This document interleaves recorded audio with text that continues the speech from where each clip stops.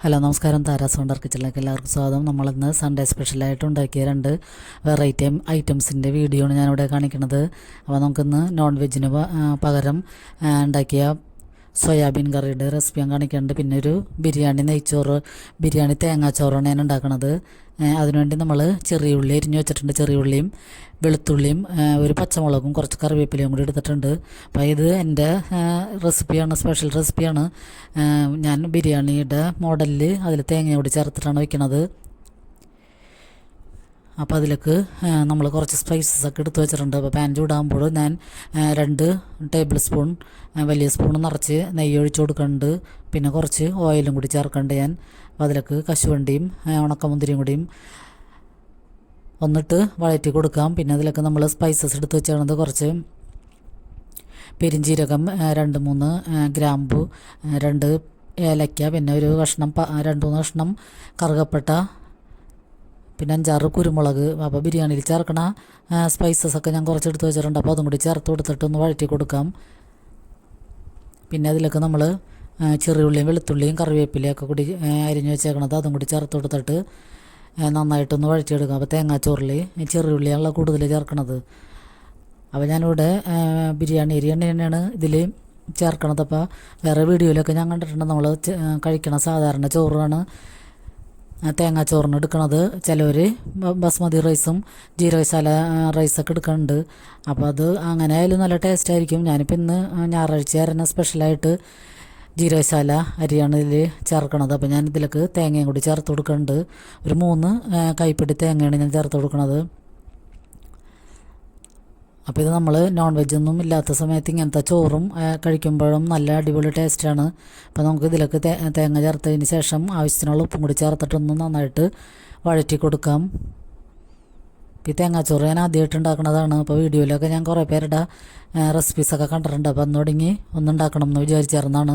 നമ്മൾ സാധാരണ ബിരിയാണി അല്ലെങ്കിൽ നെയ്ച്ചോറ് അങ്ങനെയൊക്കെയാണ് ഉണ്ടാക്കുന്നത്. അപ്പോൾ അതിൽ തേങ്ങയും കൂടി ചേർക്കുമ്പോൾ നല്ല അടിപൊളി ടേസ്റ്റാണ്. അപ്പോൾ അതൊന്ന് വഴന്നതിന് ശേഷം നമുക്ക് പാകത്തിനുള്ള വെള്ളം ഒഴിച്ചു കൊടുക്കുക. ഞാനിത് ബിരിയാണി വറ്റിച്ചാണ് എടുക്കുന്നത്. അപ്പോൾ ഒരു വലിയ കപ്പ് അരിയാണ് ഞാൻ എടുത്തേക്കണത്, ജീരക മസാല അരി. അപ്പോൾ അതൊരു 10 മിനിറ്റ് നേരമാണ് ഞാൻ കുതിർക്കാനിട്ടിട്ടുള്ളൂ. അപ്പോൾ അതിന് ഞാൻ 1.25 കപ്പ് വെള്ളവും കൂടിയാണ് ചേർത്ത് കൊടുക്കണം. വെള്ളം തിളച്ച വെള്ളം തന്നെയാണ് ചേർത്ത് കൊടുത്തത്.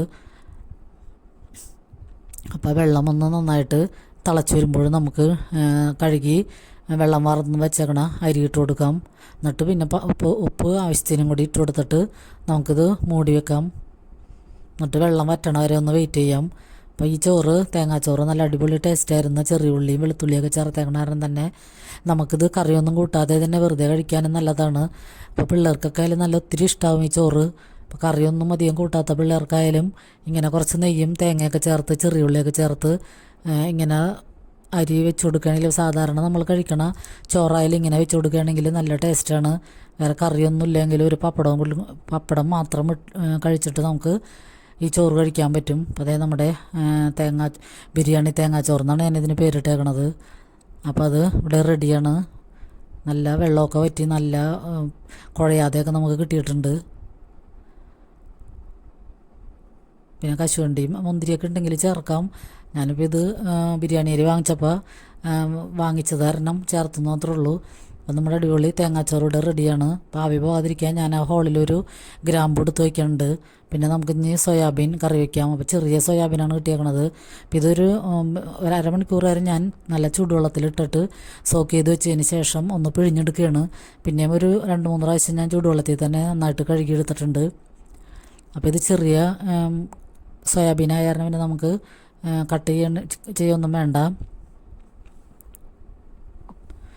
അപ്പോൾ ഞാൻ ഉരുളക്കിഴങ്ങ് തീ കൂടി ചേർക്കാൻ എടുത്ത് വെച്ചെങ്കിലും ഞാൻ പിന്നെ ഉരുളക്കിഴങ്ങ് ചേർത്തില്ല.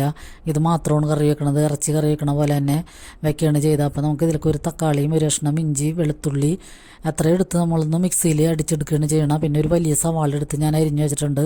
അതിലേക്ക് ഒരു 2-3 പച്ചമുളകും കറിവേപ്പിലയും കൂടി എടുക്കുന്നുണ്ട്. അപ്പോൾ ഇത്രയും ഇൻഗ്രീഡിയൻസാണ് ഈ സോയാബീൻ കറി വയ്ക്കാൻ വേണ്ടത്. ഉരുളക്കിഴങ്ങ് ഞാൻ ചേർക്കണില്ല, അത് ഞാൻ അരിഞ്ഞെന്ന് മാത്രമേ ഉള്ളൂ. അപ്പോൾ ഇത് സോയാബീൻ മാത്രം കറി വെച്ചപ്പോൾ അതാണ് ടേസ്റ്റ് എന്ന് തോന്നി. അപ്പോൾ നമുക്ക് തക്കാളിയൊക്കെ ഒന്ന് അടിച്ചെടുക്കാം. വെളുത്തുള്ളിയൊക്കെ ഇതിൽ കൂടുതൽ ചേർക്കണം, എന്നാലാണ് ടേസ്റ്റ് ഉണ്ടാവുള്ളൂ. നമ്മൾ എന്തോരം സാധനങ്ങൾ ചേർക്കണം അത്രയും ടേസ്റ്റ് ഉണ്ടാവും. അപ്പം ഞാനിത് നല്ല നാടൻ വെളിച്ചെണ്ണയിലാണ് പാകം ചെയ്യണത്. വെളിച്ചെണ്ണയിൽ പാകം ചെയ്യുമ്പോഴാണ് ഇതിന് നല്ല ടേസ്റ്റ് വന്നത്. നമുക്ക് നോൺ വെജ് ഒന്നും ഇല്ലാത്ത സമയത്ത് ഇറച്ചി പോലെ കറി വെക്കാൻ നല്ല ബുദ്ധിമുട്ടാണ്. അപ്പോൾ നമുക്ക് ഞായറാഴ്ച ദിവസം നോൺ വെജൊക്കെ ആണെങ്കിൽ നമുക്ക് പെട്ടെന്ന് വേഗം തന്നെ ഉണ്ടാക്കിയെടുത്താലും നല്ല ടേസ്റ്റായിരിക്കും. പക്ഷേ ഇതിൽ നമ്മൾ നന്നായിട്ട് സാധനങ്ങളൊക്കെ ചേർത്താൽ തന്നെയാണ് ഇത് ബീഫിൻ്റെയൊക്കെ ടേസ്റ്റ് വരുള്ളൂ. അപ്പോൾ നമുക്ക് സവാളയൊക്കെ ഒന്ന് വഴന്നതിന് ശേഷം പൊടികൾ ചേർത്ത് കൊടുക്കാം. അപ്പോൾ നമുക്കിപ്പോൾ നൊയമ്പൊക്കെ ആയിരുന്നു ഇങ്ങനത്തെ പല വെറൈറ്റീസൊക്കെ ഉണ്ടാക്കി നോക്കാം. അപ്പോൾ നമുക്ക് പൊടികളിൽ ഒരു 3 ടീസ്പൂൺ മല്ലിപ്പൊടി, 2 ടീസ്പൂൺ മുളക് പൊടി, ഒരു 3/4 ടീസ്പൂണോളം മഞ്ഞൾപ്പൊടി, പിന്നെ ഒരു ടീസ്പൂൺ ഗരം മസാലപ്പൊടി, അത്രയാണ് ഞാൻ ചേർത്ത് കൊടുക്കുന്നത്. നമുക്ക് പൊടികൾ വേണമെങ്കിൽ കൂട്ടുകയും കുറയ്ക്കുകയൊക്കെ ചെയ്യാം.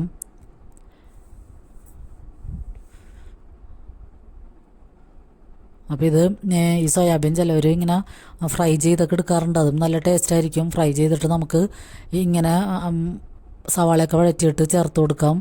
അപ്പോഴും നല്ല ടേസ്റ്റായിരിക്കും. അപ്പോൾ ഞാനിപ്പോൾ ഇങ്ങനെയാണ് ചെയ്യണത്, ചെറിയ ഗ്രേവി ആയിട്ടാണ് എടുക്കുന്നത്.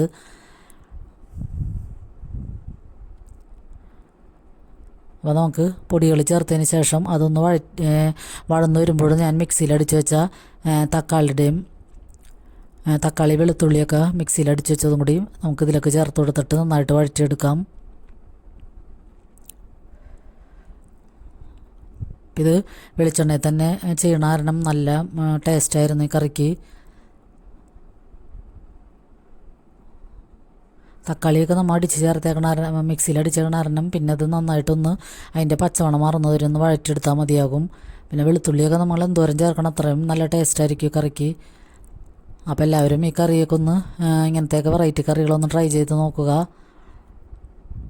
പിന്നെ ഇതിലേക്ക് നന്നായിട്ട് ഈ പൊടികളൊക്കെ ഇട്ട് അതിൻ്റെ പച്ചമണം മാറിക്കഴിഞ്ഞതിന് ശേഷം നമുക്ക് ഈ സോയാബീൻ ഇട്ട് അതും കൂടി ഒന്ന് ചേർത്ത് വഴറ്റി കൊടുക്കാം. അപ്പോൾ ഇതിനാവശ്യമുള്ള ഉപ്പ് അതിൻ്റെ ഇടയ്ക്ക് ചേർത്ത് കൊടുക്കണം. അപ്പോൾ സോയാബീൻ ഇട്ടൊന്ന് വഴന്നതിന് ശേഷം ഞാനിതിലേക്ക് കോക്കനട്ട് മിൽക്ക് പൗഡർ ഒന്ന് കുറച്ചെടുത്ത് 2 സ്പൂൺ എടുത്തിട്ട് കലക്കി ചെറിയ ചൂടുവെള്ളത്തിൽ കലക്കിയിട്ട് ഇതിലേക്ക് ഒഴിച്ചു കൊടുക്കുന്നുണ്ട്. അപ്പോൾ നമുക്ക് ചെറിയൊരു ഗ്രേവി ആയിട്ട് കിട്ടുകയും ചെയ്യും. അപ്പോൾ നമ്മൾ വെള്ളക്കടലയൊക്കെ മസാലക്കറി വെക്കണ പോലെയാണ് ഇപ്പോൾ ഇത് കൂട്ടുമ്പോഴുള്ള ഫീലിങ്. അപ്പോൾ നല്ല അടിപൊളി കറിയായിരുന്നത്. വെളിച്ചെണ്ണയിലും നന്നായിട്ട് പാകം ചെയ്യണ കാരണം നല്ല ടേസ്റ്റ് ഉണ്ടായിരുന്നു. അപ്പോൾ നമുക്ക് ആ പാലും കൂടി ഒഴിച്ച് കഴിയുമ്പോഴത്തേനും ചെറിയ ഗ്രേവി ആയിട്ട് ഇതിലുണ്ടാവും. പിന്നെ ഞാനിപ്പോൾ ഇതിൽ ഒരു 1/2 ടീസ്പൂൺ കുരുമുളക് പൊടിയും കൂടി ചേർത്ത് കൊടുക്കുന്നുണ്ട്. എന്നിട്ട് നമ്മൾ ഈ കോക്കനട്ട് മിൽക്ക് പൗഡറിൻ്റെ പാലും കൂടി ചേർത്ത് കൊടുക്കുമ്പോഴും ഇതൊക്കെ നന്നായിട്ട് ഈ പൊടികളൊക്കെ ഈ സോയാബീനിൽ പിടിച്ചതിന് ശേഷം നന്നായിട്ട് പെരണ്ടാണ് വന്നേക്കണത്.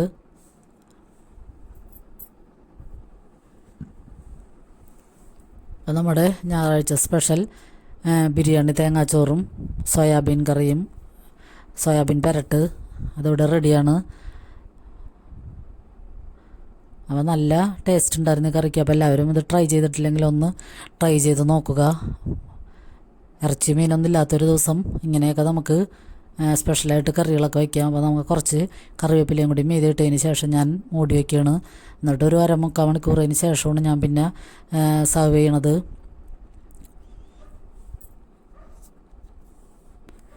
നമ്മുടെ തേങ്ങാച്ചോറ്, പിന്നെ നമുക്ക് ഇഞ്ചിക്കറിയും പപ്പടവും കൂടിയാണ് ഇന്നത്തെ ഞായറാഴ്ച ലഞ്ചിൻ്റെ വിഭവങ്ങൾ. അപ്പം നമുക്ക് ലഞ്ച് എടുക്കാം. ഈ തേങ്ങാച്ചോറും തേങ്ങാച്ചോറും നല്ല ടേസ്റ്റ് ഉണ്ടായിരുന്നു. ഈ സോയാബീൻ കറിയും അടിപൊളിയായിരുന്നു. അപ്പോൾ വീഡിയോ കണ്ട് എല്ലാവരും ഒന്ന് സപ്പോർട്ട് ചെയ്യണം, ലൈക്ക് ചെയ്യും, കമൻറ്റ് ചെയ്യുകയൊക്കെ ചെയ്യണം. ഇപ്പോൾ ഞാൻ എന്നും പറയുന്നത് പോലെ സബ്സ്ക്രൈബ് ചെയ്യാതെ കാണുന്നവരുണ്ടെങ്കിൽ സബ്സ്ക്രൈബ് ചെയ്ത് സപ്പോർട്ട് ചെയ്യണം. അപ്പോൾ ലൈക്ക് ചെയ്യണവർക്കും കമൻറ്റ് ചെയ്യണവർക്കൊക്കെ ഒത്തിരി നന്ദിയുണ്ട്. എന്തെങ്കിലും പോരായ്മകളുണ്ടെങ്കിൽ നിങ്ങൾ കമൻറ്റിലൂടെ അറിയിക്കണം. അപ്പോൾ നമ്മുടെ അടിപൊളി ലഞ്ച് എല്ലാവർക്കും ഇഷ്ടമായെന്ന് കരുതുന്നു. അപ്പോൾ എല്ലാവർക്കും ഒരുപാട് നന്ദി.